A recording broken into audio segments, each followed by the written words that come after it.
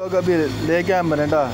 ये इस खुशी में लेके आए हैं कि हसीना वाजिद को जो बंगाली ने भगा दिया है, मुल्क से फरार करा दी, जान छूट गई है इनकी उससे। तभी ये जितनी बंगाली हैं ना, ये इन्होंने जो है ना ये मरिंडा लाया है खुशी में। चलो शुक्रिया। अभी ये सब खुश हैं। इसी खुशी में इन्होंने जो है ना बोला आज आपको जो है ना मरिंडा पिलाएंगे। आप लोग सब लोग खुश है? हाँ इंशाल्लाह खुशी। आप भी खुश है? आप भी खुश है? हसीना वाजिद बात किया? खुशी है। हाँ हसीना बात किया, मैं खुश है, बहुत खुश है। वो खराब है, वो हसीना खराब है। अभी आपके मुल्क में कौन वज़ीर आज़म बनेगा?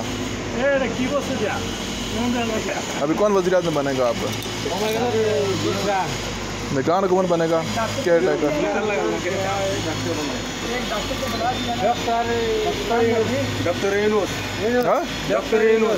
डॉक्टर यूनुस वो बनेगा? डॉक्टर यूनुस।